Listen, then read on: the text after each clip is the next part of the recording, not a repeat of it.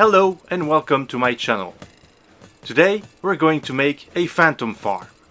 But first and foremost I would like to say a big thank you to Archthunder, without whom this video would never have existed. He provided invaluable advice and ideas about a year ago, back when we talked about phantom farming, and he also made a great phantom farm to which I will post a link in the description. So thank you, Archthunder. So phantom farming. Phantom farming is pretty easy. But there are a few things that you need to know before you start. Here, if I put the game into survival mode, phantoms should soon start attacking me. As you can see here is happening. This contraption basically pushes them into trident killers to increase the number of loot that is gained through this farm, and also allows us to get the XP from phantoms dying.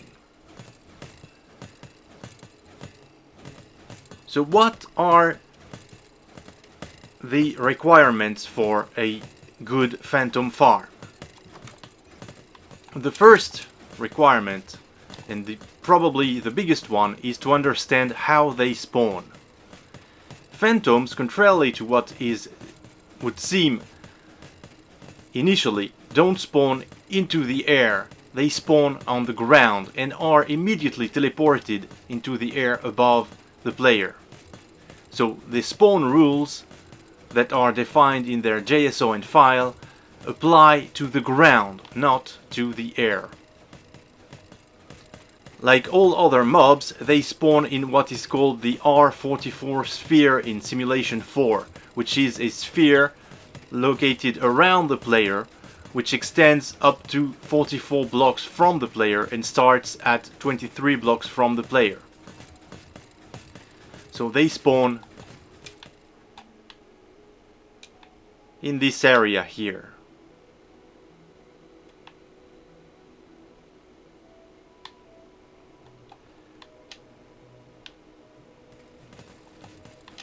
Interestingly, contrarily to other mobs and as per defined in their JSON file, phantoms can spawn in block light levels 0 to 7, which means we can easily spawn proof for every mob but phantoms by using a block that emits at most 7 in light levels. And we have two such blocks, which are redstone torches and glow lichen.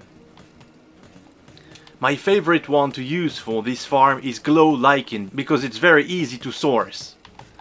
I will show you how to do that right now. Here is a very simple and very easy to build glow lichen micro farm. All you need for this farm is to have a solid block with glow lichen on one side and all the other sides blocked, all the left and right sides here blocked with a block to which glow lichen doesn't spread, such as slabs, and the top block blocked with a slab as well. Then what's gonna happen is that your glow lichen will only spread to the bottom of the block here. So if I turn the dispenser here, if I turn it on, it will start making glow lichen for me, and all I have to do left is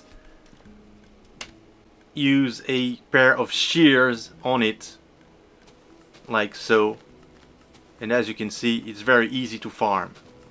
For the purpose of the phantom farm that we're building today, we're basically going to need 4 stacks of glow lichen, which means we also need 4 stacks of bone meal, because it's 1 bone meal per glow lichen. So once we have our glow lichen, all we need to do is place 1 block of glow lichen every 7 blocks in a grid pattern like so, and the area should be spawn proof for everything but phantoms, provided the player stands in the middle here. The rest is pretty trivial. All we have to build is a mushroom shaped device like this one, centered around the player, with some water here that pushes phantoms towards trident killers. To build the mushroom shaped killing chamber, it's very easy. All you need to do is create a column of 3 by 3 blocks with a door, which should be 6 blocks high, like so. Now here create a platform which is temporary, like so. In the middle place a fence post, and then you can place water here,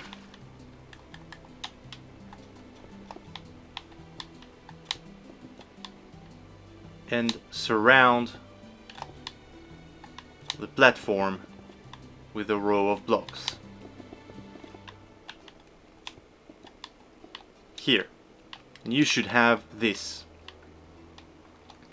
Now you can go ahead and remove the temporary blocks here, which are these ones, and replace them with glow lichen, some of your extra glow lichen that you'll probably have left over from when you gathered it.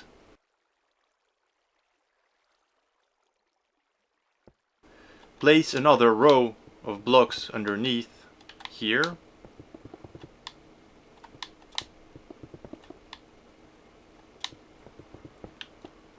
and place some more glow lichen here.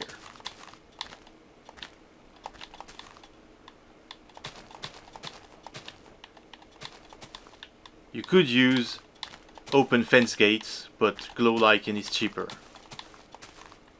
Here.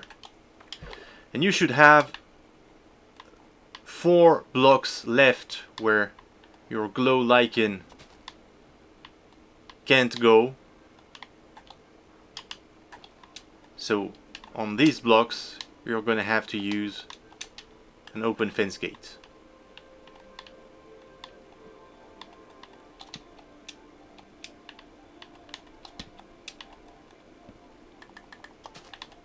Like so.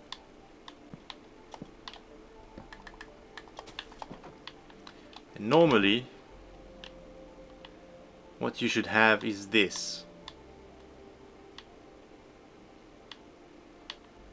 So the mushroom is almost done. What you need to do now is check where your water streams go, and everywhere they go you're going to need to place pistons.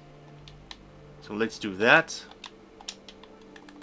Normally it should be in the middle here and on the sides here. Let's place a roof here, and when you make your roof, be careful to leave this block in the middle open. This is so that phantoms need to see that the player has sky access to spawn. So this is to allow phantoms to spawn. Now we need to redstone wire everything. So for the redstone we're going to use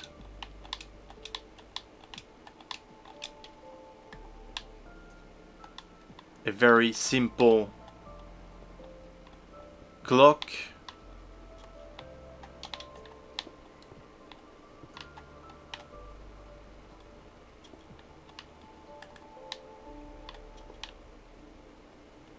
Here.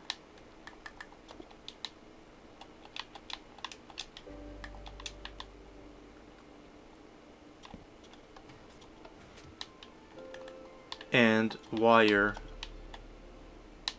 our pistons like so.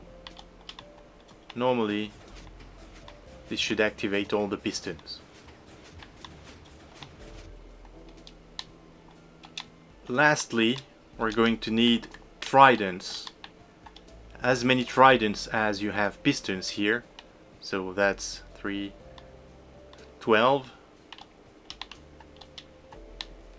and throw the tridents onto the block behind the piston. Preferably use tridents with some kind of impaling on them so they can kill phantoms quicker or even in one shot. And this is it. The bulk of your farm is done. Let's test it. Let's turn it on first. Then let's spawn a few phantoms.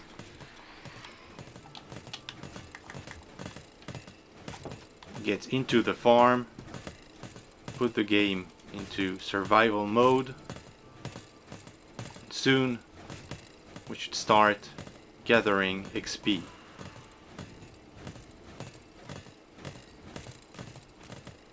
Here it's starting, which proves the phantoms are dying. Let's go see the loot.